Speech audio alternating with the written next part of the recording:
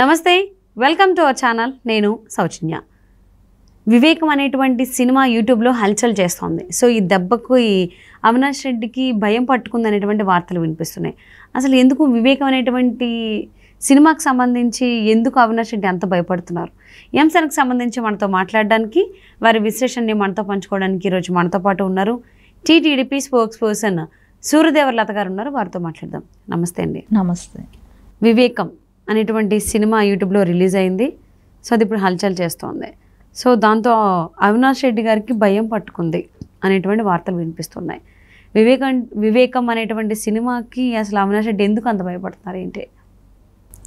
వివేకానంద రెడ్డి గారు అంటే ఆయన చంపిన విధానమే కానివ్వండి, ఆ రోజు జరిగిన ఇన్సిడెంట్ జరిగిన విధానమే కానివ్వండి, సాక్షి మీడియాలో ఏమని ప్రచురించారో కానివ్వండి, అవన్నీ కూడా ప్రజలకి కన్ఫ్యూజ్ క్రియేట్ చేసింది అప్పుడు.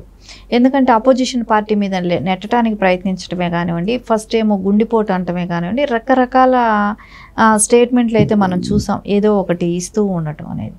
దాన్ని ఖచ్చితంగా కూడా ప్రజలకు అయోమయ పరిస్థితులు అయ్యింది ఆ రోజు. సాక్షి మీడియాలోనేమో గుండెపోటు, కొంతసేపటికేమో మళ్ళా మార్చి చెప్పటం. గుండెపోటు అన్నారు, కాల్జారి పడిపోయారు అన్నారు, కాల్జారి పడిపోయి రక్తం కక్కుకొని చచ్చిపోయారని అన్నారు. వింత వింత వాదనలన్నీ మనం విన్నాము. తర్వాత గొడ్డలపోటు అన్నారు, తర్వాత గొడ్డలపోటు అన్నారు. ఆ గొడ్డలపోటుకు కూడా వీళ్ళే డ్రెస్సింగ్ చేసి వీళ్ళే కుట్లేసేయటం కూడా సరిపోయింది. రూమ్లోనే చేసేసారు అన్నీ. ఆ రకంగా వాళ్ళు ఎలా చేశారనేది కూడా అర్థం కావట్లేదు. కానీ ఇది మొత్తానికి కూడా ఆ టైంలో సునీత గారే కానివ్వండి, ఎవరైనా కానీ తెలుగుదేశం వాళ్ళ మీదనే నెపం నెట్టడానికే చేశారు. అంటే వాళ్ళకు కూడా తెలియదు. ఎందుకంటే జగన్మోహన్ రెడ్డి చుట్టాలే ఇలాంటి అవినాష్ రెడ్డి ఇలా వీళ్ళే చేస్తారనేది వాళ్ళకి ఒక నమ్మకం లేదు. కాబట్టి ఆయన చేసి ఎక్స్పెక్ట్ చేయరు కదా, చేయం కదా, ఫ్యామిలీ మెంబర్స్ మీద ఎక్స్పెక్ట్ చేయరు. నమ్మిన వాళ్ళే మోసం అంటే డ్రైవర్ కావచ్చు, పర్సనల్ సెక్రటరీ వాళ్ళు కావచ్చు, ఎవరిని వాళ్ళే అట్లా చేస్తారని ఎవరిని గెస్ట్ చేయలేదు. కాబట్టి ఖచ్చితంగా అపోజిషన్ పార్టీ అనేది వాళ్ళు ఆ రోజు చెప్పటం జరిగింది. ఇంకా నారాసుర రక్త చరిత్ర అని నారా చంద్రబాబు నాయుడు గారిని విమర్శించడమే కానివ్వండి, ఇవన్నీ కూడా మళ్ళీ సిబిఐ ఎంక్వైరీ అని వెయ్యాలని వాళ్ళు కోరటం, సరే తర్వాత ఇచ్చిన తర్వాత మళ్ళీ వద్దని వీళ్ళే అనుకోవటం, ఇలా రకరకాల డైవర్షన్స్ తీసుకున్న తర్వాత ఎట్టకేలకి సిబిఐకి వెళ్ళిన తర్వాత అక్కడ వాళ్ళు తీసుకున్న ఛార్జ్షీట్లో అంశాలనే తీసుకుని దాన్ని సినిమాగా చిత్రీకరించడం జరిగింది. కానీ దాన్ని చూసినంతసేపు కూడా నేచురల్గా ఇలాగే జరిగింది అనేటట్టు. ఎందుకంటే దానిలో ఇన్వాల్వ్ అయిన వాళ్ళు కూడా ఇచ్చిన స్టేట్మెంట్, వాళ్ళు ఏదైతే ఇచ్చారో డైరెక్టర్కి ఇన్పుట్, దాన్ని పెట్టి ఆయన సినిమా చేయటం జరిగింది. కాబట్టి ఖచ్చితంగా వాళ్ళకి ఒకటి ఎంత అంటే మనం చూస్తున్నంతసేపు ఆ సబ్జెక్ట్లో లీనమైపోయేటట్టు ఉంది. అంటే ఇలా జరిగిందా అనేటట్టు మిలియన్ వ్యూస్ కూడా వచ్చాయి. యూట్యూబ్లో రిలీజ్ అయినా కూడా చాలా జనాలకి బాగా దగ్గరగా వెళ్ళిపోయింది. అందరూ చూస్తున్నారు కూడా బాగా విపరీతంగా. అలా అంటే ఇలా ఫ్యామిలీ మెంబర్సే అంటే అధికార దాహం కోసం ఇలా చేస్తారా అంటే ఒక ఎంపీ సీట్ కోసమే కానివ్వండి, కుటుంబం మీద ఆధిపత్యానికే కానివ్వండి, ఈ రకంగా దీనిలో ఇన్వాల్వ్మెంట్ ఉండి చేశారా అనేది అందరికీ తేటతెల్లం అయిపోయింది. ఇప్పుడు ఏది ఏమైనా కూడా జగన్మోహన్ రెడ్డి హూకిల్ బాబాయ్ అనే దానికి సమాధానం చెప్పుకోలేని పరిస్థితిలో ఉంది. ఆయన వెళ్ళిన సభల్లో కూడా ఆయన ఏం మాట్లాడుతున్నాడో కూడా తెలియక, అంటే ఒక సీఎంగా నేను ఫెయిల్యూర్ అనేది ఆయన అంతటా ఆయనే చెప్తున్నాడు.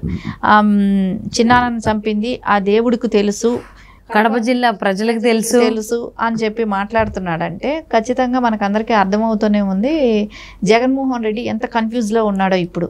ఎందుకంటే ప్రజలకు అందరికీ తెలిసిపోయింది. దీన్ని ఎట్లా మనం మాఫీ చేయగలుగుతాం, దీన్ని ఎలా మనం మార్చి డైవర్ట్ చేయగలుగుతాం అనేది అర్థం కావట్లేదు. అవినాష్ రెడ్డిని ఎందుకు అంత వెనకేసుకొస్తున్నాడో కూడా అర్థం కావట్లేదు. అవినాష్ రెడ్డిని అంత వెనకేసుకొస్తే రేపు పొద్దున ఒకవేళ ఆయన ఒపీనియన్లో ఒకవేళ అవినాష్ రెడ్డి దొరికి ఒకవేళ రేపు ఆయన విచారించినప్పుడు ఆయన ఏమైనా వీళ్ళ పేర్లు చెప్పాల్సిన అవసరం ఏదైనా ఉంటుందా? సో వీళ్ళు కూడా ఏమైనా ఇన్వాల్వ్ అయినారా? రేపు మన పేర్లు కూడా బయట వస్తాయి. అందుకని అవినాష్ రెడ్డిని సేవ్ చేస్తున్నారా? ఆయన ఇట్లా చెప్పున్నాడేమో అవినాష్ రెడ్డి, రేపు నేను వెళ్తే మీ పేర్లు కూడా బయట పెట్టాల్సి వస్తుందని ఏమైనా చెప్పాడా? ఇవన్నీ చూస్తుంటే కూడా మనకు కన్ఫ్యూజ్ అనేది ఆయనకి బాగా ఉంది. ఈ హూకిల్ బాబాయ్ అనేది ఇప్పుడు ఆయన ఎక్కడ పాదయాత్రకు వెళ్ళినా కూడా దాని గురించి చెప్పుకోలేని పరిస్థితిలో ఉన్నాడు. వివేకానంద గారిని ఎవరు చంపారనేది చెప్పుకోలేని పరిస్థితిలో ఉన్నాడంటేనే అర్థమవుతుంది ఆయన ఎంత కన్ఫ్యూజ్లో ఉన్నాడో, ఆ సినిమా కూడా ఎంత ప్రభావం చేసిందో ప్రజల మీద అనేది కూడా. అంటే దస్తగిరి అప్రూవర్గా మారడంతో ఆయన ఎవరెవరు ఇన్వాల్వ్ అయ్యారు, ఎవరు వచ్చారు, ఏం చేశారని ఆయన చెప్పడం జరిగింది. సో వాళ్ళు చెప్పిన తర్వాత కూడా అందరూ ఇది కడప ఎంపీ అవినాష్ రెడ్డి గారిపైనే అందరిది టార్గెట్ ఉంది. అంటే ఈవెన్ సిబిఐ కూడా ఛార్జ్షీట్లో ఆయన పేరు పొందుపరచడంతో సో అందరూ ఆయనే అనుకున్నారు. ఆయన్ని జగన్మోహన్ రెడ్డి వెనకేసుకుని రావడం, సునీత ఎన్నిసార్లు చెప్పినా సరే ఎన్నిసార్లు అడిగినా కానీ సరిగ్గా స్పందించకపోవడం కూడా ఇదే టెన్షన్ కారణం అంటారా అవినాష్ రెడ్డికి? ఖచ్చితంగా అదే అవకాశం ఉంది. ఈ జగన్మోహన్ రెడ్డి ఎన్నిసార్లు కూడా దస్తగిరిని కంట్రోల్ చేయాలని చూడటం కానీ, బెదిరించటం కానీ, చంపుతామని చెప్పటం కానీ, అతని మీద దాడి చేయటమే కానీ ఇట్లాంటివన్నీ కూడా పలుసార్లు అవినాష్ రెడ్డి, జగన్మోహన్ రెడ్డి చాలా వరకు ట్రై చేశారు.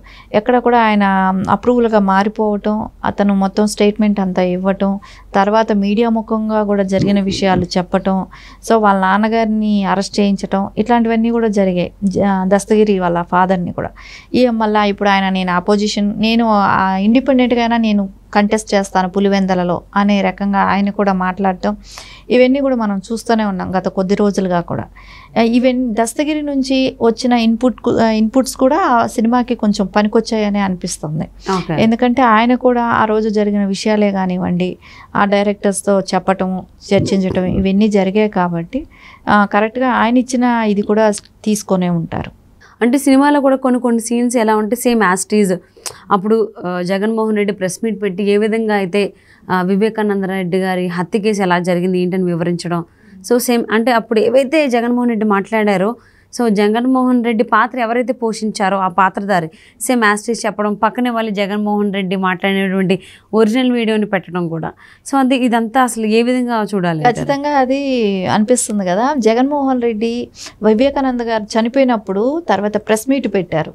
సో ఆ పాయింట్ ఎవరెవరు నిలబడ్డారో ఆ ప్లేసుల్లో కూడా అవినాష్ రెడ్డి ఒక పక్క, షర్మిల గారు ఒక పక్క, సునీత గారు ఒక పక్క, ఇలా ఎవరైతే పక్కన ఉన్నారు జగన్మోహన్ రెడ్డి సేమ్ అలాంటి క్యారెక్టర్స్ కూడా పక్కన పెట్టి సేమ్ ఆ డైలాగు ఈ డైలాగు అలా చెప్పటం అనేది ఆ రోజు అపోజిషన్ లీడర్గా ఉన్న జగన్మోహన్ రెడ్డి ఏవైతే చెప్పాడో అది తూచా తప్పకుండా ఈ సినిమాలో కూడా అదే వర్షన్లతో చెప్పించటం, ఇవన్నీ కూడా ప్రజలకి చాలా దగ్గరగా ఈయన చేసిన యాక్టింగ్ అంతా ఇప్పుడు సినిమాలో యాక్టింగ్ చూడటం అయ్యింది, ప్రజల వంతు అయ్యింది.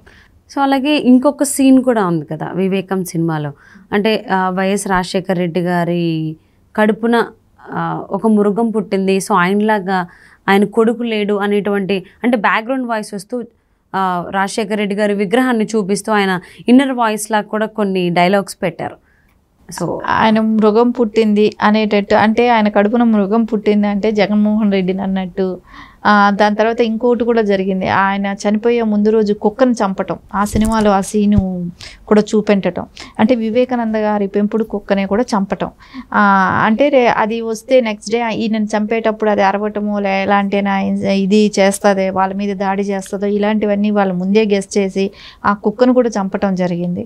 ఇవన్నీ కూడా సినిమాలో కూడా చూపెట్టడం జరిగింది. అది టీజర్లో ముందే వచ్చింది ఆ కుక్క దీనిది. ఖచ్చితంగా ప్రతి అంశం కూడా వాళ్ళు తీసుకొని డీటెయిల్డ్గా సినిమా చేయటం జరిగింది.